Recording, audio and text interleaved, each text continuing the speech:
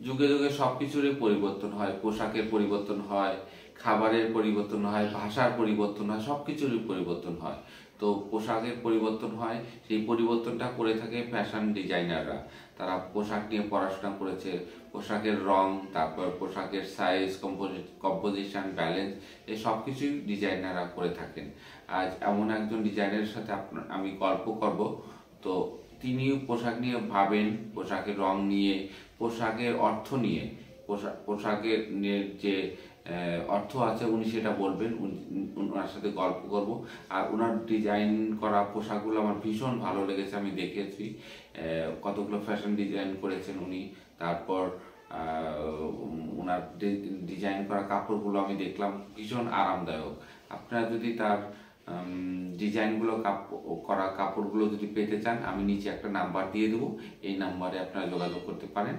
আর কেমন লাগছে তার পোশাকগুলো আমি কিছু ফটোগ্রাফ দিয়ে দিচ্ছি, এটা দেখেন, দেখার পরে কমেন্টস করেন এবং জানান।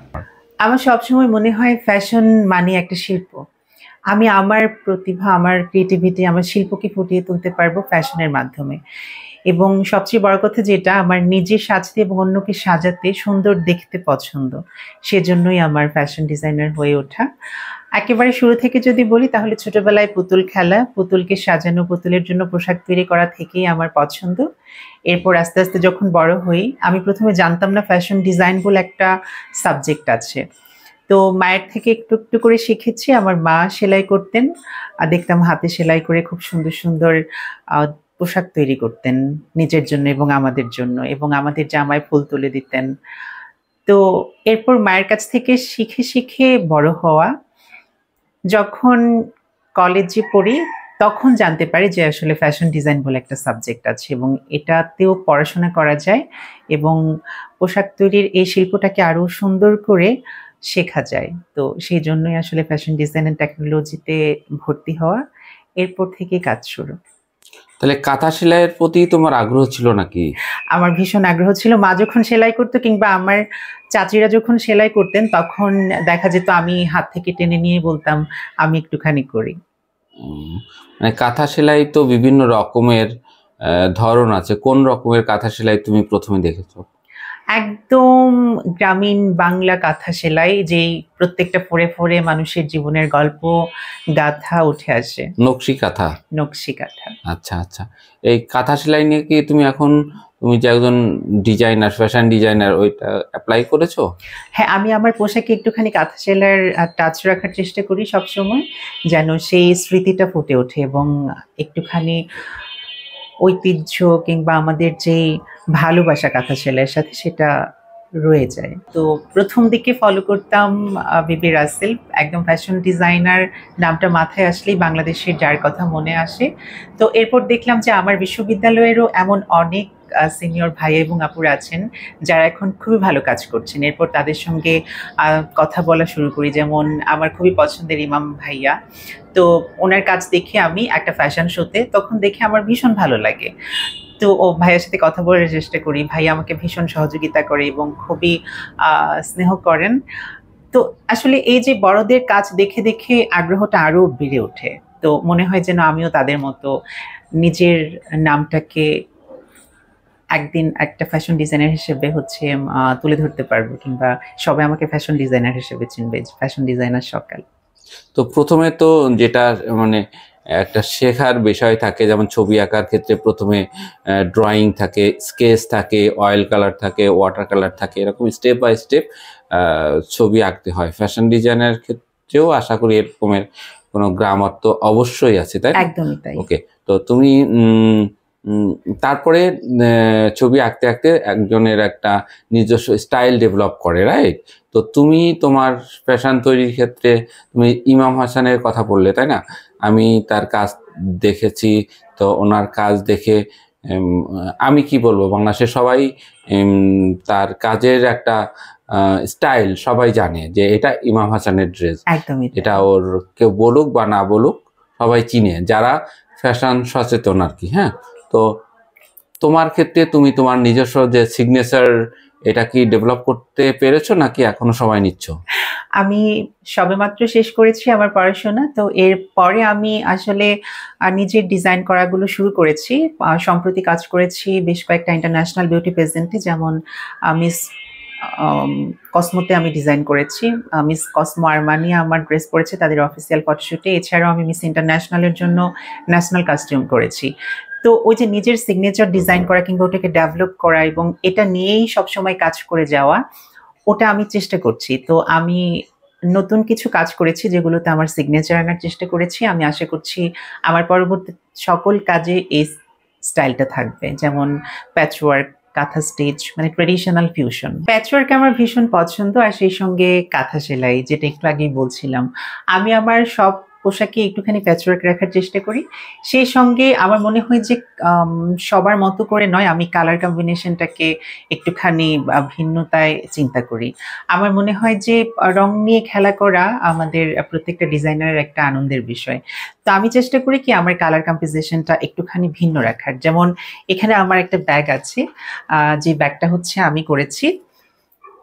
এখানে দেখতে পাবেন আমি কিন্তু এই যে অরেঞ্জ, ইয়েলো প্রত্যেকটা কালার নিয়ে খেলা করার চেষ্টা করেছি, এবং যেমনটা বলেছি আমার কাঁথা স্টিচ পছন্দ, এই যে আমি ভালোবাসা নিয়ে এই কাজগুলো করেছি। এবং এই যে এই হাতলটা কিন্তু আমি দিয়েছি একদম সুতো দিয়ে, পুরোটাই আমার নিজের হাতে আমার ভালোবাসা দিয়ে করা। এবং এই কাঁথা সেলাইয়ের মধ্যে যেমন আমাদের মায়েদের প্রত্যেকটা কাঁথার ফোরে ফোরে তাদের জীবনের গল্প গাথা থাকে, তেমন আমিও গল্প করতে করতে এটা করি। সেই সঙ্গে আমার পোশাকের মধ্যেও আছে কাঁথা স্টিচ এবং প্যাচওয়ার্ক। যেমন এখানে আমার একটা পোশাক আছে যেটা ইউনিসেক্স কালেকশন করেছি আমি, এখানেও আমি প্যাচওয়ার্ক রেখেছি, কালারটা দেখবেন। সেই সঙ্গে আমি যে সুতোগুলো ব্যবহার করেছি এটা সেলাই করার জন্য, কাঁথা স্টিচটা দেওয়ার জন্য, সেটার মধ্যেও আমি একটা কম্বিনেশন রাখার চেষ্টা করেছি। আর আমার একটা সিগনেচার, যেটা আমি আসলে দেশীয় কাপড়ে কাজ করতে পছন্দ করি, এই কাপড়টাও কিন্তু জুট কটনের, পুরোটাই জুট কটন দিয়ে করা। এই যে আমি এটাতেও রেখেছি। আমার প্রত্যেকটা কাপড়ে একটুখানি প্যাচওয়ার্ক থাকে, এবং প্যাচওয়ার্ক ছাড়াও আমি অন্যান্য পোশাক করি, তবে সেগুলোর মধ্যেও কিন্তু আমার একটা সিগনেচার থাকে। যেমন এই পোশাকটাতেও আমি এটা করেছি খাদির উপরে, এখানেও আমি নেকে এবং হচ্ছে নিচে একটুখানি কাঁথা স্টিচ রেখে দেওয়ার চেষ্টা করেছি। সেলাই আমার মনে হয় হাতের সেলাইটা থাকলে না পোশাকের একটা মায়ের যে গন্ধ সেরকম পাওয়া যায়, একদমই তাই, মায়ের গন্ধ পাওয়া যায়, আমাদের সেই গ্রাম বাংলার নকশি কাঁথার কথা মনে পড়ে। সেই সঙ্গে আমি কাজ করি কিন্তু আরো জুট কটন নিয়ে, যেমন এটা আমাদের দেশীয় এবং সাস্টেনেবল ফেব্রিক। আমি জুট কটন দিয়ে বেশ কিছু পোশাক করার চেষ্টা করেছি, এবং এটার সাথে জুট দিয়ে আমি ডিজাইন করার চেষ্টা করেছি। এটা পুরোটা জুট দিয়ে করা, এটা জুট দিয়ে করা আমার হাতে সেলাই করে করে। এবং এই ব্ল্যাক কালার যেটা আছে ওটাও কিন্তু আমি পাটকেই হচ্ছে ডাই করে এই কালারটা আনার চেষ্টা করেছি। আবার কিছু প্যান্ট আছে এটার সাথেই, হ্যাঁ এটার সাথে রঙের আমি আরো কিছু পোশাক করার চেষ্টা করেছি, পুরোটাই জুট কটন এবং একদমই সাস্টেনেবল, একদমই সাস্টেনেবল। একই সিরিজের না এটা? একই সিরিজের। যেমন এই যে কালার কম্বিনেশনটা আমি হোয়াইট রেখেছি এখানে, সবগুলোর মাঝখানেই কিন্তু এই যে একটা জুটের একটা লাইন করা আছে, এবং এখানেও আমি এই কাজটা রেখেছি, এটা আমার সেম সিরিজের। আর এই বাটনগুলো কিন্তু আমার মায়ের দেয়া, সেজন্য আমি এটা এখানে লাগানোর চেষ্টা করেছি। আচ্ছা, তুমি এই কাজটা কিভাবে, তুমি যদি মনে না করো আমাদের কি বলতে পারবা এই কাজটা কিভাবে করেছো জুট দিয়ে? এই কাজটা আমি জুটের কিছু সুতা ছিল আমার এখানে, সেই সুতাটাকে আমি একটু একটু করে সেলাই করে করে, ও এটা মানে লাগিয়েছো কিভাবে? এটা সেলাই করে লাগানো, পুরোটাই সেলাই করে লাগানো। অনেক কষ্টের একটা কাজ। হ্যাঁ, এই যে সেলাইয়ের কিছু ফোর এখানে দেখা যাচ্ছে, তবে এটার ইনারটা আসলে ওটাকে ঢেকে দিয়েছে যাতে কমফোর্টেবল থাকে। আমাদের এটা পুরোটাই সেলাই করে লাগানো, এবং এই ব্ল্যাক কালারটা নিয়েছি আমি ডাই করে। এটা বাংলার যে সোনালী আঁশ, সোনালী আঁশ দিয়ে করা, হ্যাঁ পাট দিয়ে ওই ডিজাইনটা করেছো।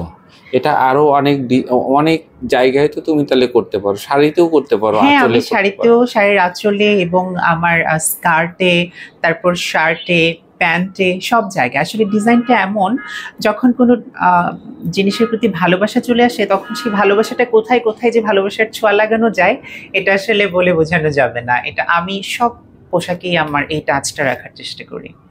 এই ড্রয়িংটা ডেভেলপ করেছো কিভাবে, যে এই দুইটা ড্রেসে একই রকমের ডিজাইন দেখতে পাচ্ছি? এইটা এটা চোখ এরকম।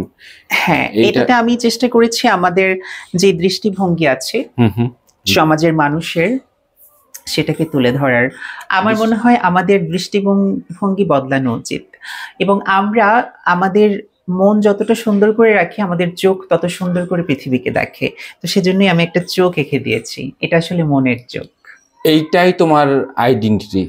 একদমই তাই। এই এই এই সাইনটা দেখলে বুঝতে পারবে যে এটা সকালের ডিজাইন। আমার চোখ, পাট, সেই সঙ্গে কাঁথা স্টেজ, এই সব কিছু আমার আইডেন্টিটি তৈরি করবে। আমার মনে হয় একটু আগে যেটা আপনি জানতে চেয়েছিলেন যে আমার কোনো সিগনেচার আমি ডেভেলপ করেছি কিনা, আমি চেষ্টা করছি এভাবেই আমার সিগনেচার একটু একটু করে ডেভেলপ করতে এবং আমার প্রত্যেকটা পোশাকে সেটার ছোঁয়া রাখতে। এই যে আরেকটা পোশাক, এই পোশাকটাও কিন্তু আমার খুব পছন্দের। এখানেও আমার কিছু সিগনেচার দেখতে পাবেন, যেমন আমি চোখের সামনে কিছু সুতা বেঁধে দিয়েছি। আমার মনে হয় আমাদের সমাজের মানুষের দৃষ্টিভঙ্গিতে এরকমই কিছু সুতা বাঁধা আছে। আমি আপনার একটা পেন্টিং দেখেছিলাম যেটা আমার ভীষণ পছন্দের, যেখানে একটা দেয়াল ভাঙা চিত্র আঁকা, এবং আমার মনে হয়েছে আপনি দেয়ালটা যত ভাঙছেন তত রং ফুটে উঠছে। আমি দেখতে পাচ্ছি, আমি আরো পরিষ্কার দেখতে পাচ্ছি, দেয়ালের অপর পাশে কি আছে সেটা দেখতে পাচ্ছি। আমার কেন জানি মনে হয়েছে দেয়ালের অপর পাশে আপনি সাকসেসকে দেখানোর চেষ্টা করেছেন। আমারও মনে হয় কি যে আমরা সমাজের মানুষের দৃষ্টিভঙ্গি যত বদলাতে পারবো, আমাদের পরিবর্তন ততও আসবে। দৃষ্টিভঙ্গি কিন্তু আমরা দুটো উপায়ে বদলাতে পারি, একটা হতে পারে ইতিবাচক, একটা নেতিবাচক। আমি সবসময় সাপোর্ট করব ইতিবাচক দৃষ্টিভঙ্গিকে অ্যাবজর্ব করার জন্য, কারণ না শব্দটা আমাদেরকে অনেক বেশি দমিয়ে দেয়। সৃষ্টিকর্তা প্রত্যেকটা মানুষের মধ্যেই কোনো না কোনো স্কিল দিয়ে তৈরি করেছেন। আমরা চেষ্টা করলেই কিন্তু আমাদের সেই স্কিলটাকে অনেক বেশি কাজে লাগাতে পারি। যেমন আমরা কেউ গান করতে পছন্দ করি, কেউ খুব সুন্দর গান করে, কেউ খুব সুন্দর নাচ করে, কেউ ভালো ছবি আঁকে, কেউ ভালো ডিজাইন করে, কেউ ভালো কথা বলে, আবার কেউ সুন্দর ব্যবহার করে। এই প্রত্যেকটাই কিন্তু আমাদের ইতিবাচক গুণাবলী। আমরা যদি এই গুণাবলীকে অ্যাবজর্ব করি এবং সাপোর্ট করি, তাহলে কিন্তু পৃথিবীটা আরো বেশি সুন্দর হয়ে যায়। না বলা থেকে বিরত থাকবো, কাউকে অনুৎসাহিত করা থেকে বিরত থাকবো। এই জন্যই আমার আসলে ডিজাইনার হয়ে ওঠার চিন্তা। আমার সবসময় মনে হয় আমি আমার ডিজাইনের মাধ্যমে, আমি আমার পোশাকের মাধ্যমে আমার এই মেসেজগুলো পৌঁছে দিতে পারি। মানুষের দৃষ্টিভঙ্গির উপর থেকে সুতার বাঁধন খুলে দেওয়ার জন্যই আমার ডিজাইনে চলে এসেছে চোখ এবং চোখের উপর সুতা। আমরা এই সুতার বাঁধন খুলে দিতে চাই, আমরা পৃথিবীকে আরো সুন্দর করে দেখতে চাই। এই যে আমি এতটা সময় ধরে আপনাদের সাথে কথা বলছি, এই কথা বলার জায়গাটা তৈরি করা কিংবা এখানে কথা বলার জন্য এসে বসার পেছনে কিন্তু অনেক অনেক লম্বা একটা পথ। এই পথটা এত সহজ ছিল না, কণ্টকময় ছিল। আর আমার জন্য, আমার মতো সকালের জন্য তো এই পথটা অনেক বেশি বাঁধার ছিল। আমি খুবই ভাগ্যবতী মনে করব নিজেকে, কারণ আমার যারা সহযোগী ছিলেন তারা ভীষণ ভালো। আমাকে এতদূর আসার জন্য সহযোগিতা যারা করেছেন, সেই মানুষগুলোর মধ্যে কয়েকজনের কথা আমি বলেছি, একটু আগে ইমাম ভাইয়ের কথা বলছিলাম, আমি পীযূষদার কথা বলবো, সেই সঙ্গে শিরিন আপা আছেন, আমার পছন্দের রয়্যাল ভাই আছেন, আমার শিক্ষকরা আছেন, আমার পরিবার, আমার বন্ধু, আমার এমন অনেক ভালো মানুষদের সাথে দেখা হয়েছে যারা আমাকে সবসময় উৎসাহিত করেছেন, যার জন্য আমি এই পথটা পাড়ি দিতে পেরেছি। আমি জানি না আমি কতটা সফলতা পেয়েছি কিংবা সফলতার কতটা দ্বার প্রান্তে, তবে আমার মনে হয় আমার এই যুদ্ধটা সবসময় চলবে। সফল হওয়ার যুদ্ধ, ভালো মানুষ হওয়ার যুদ্ধ।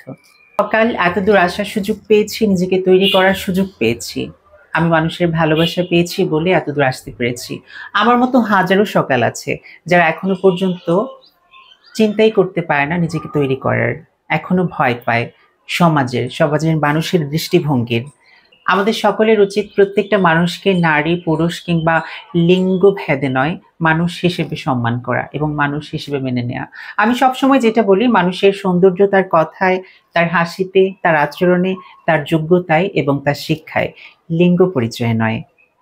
প্রত্যেকটা মানুষকে মানুষ হিসেবে ভালোবাসুন, মানুষ হিসেবে সম্মান করুন, কুদৃষ্টি নয়, সুদৃষ্টি দিন। চাই আমি উদাহরণ হব, আমার মতো হাজারো সকাল আমাকে দেখে এগিয়ে আসার সেই সাহসটা পাবে। নিজ নিজ যোগ্যতায় নিজ নিজ জায়গায় নিজেকে প্রতিষ্ঠিত করার স্বপ্ন দেখতে পাবে।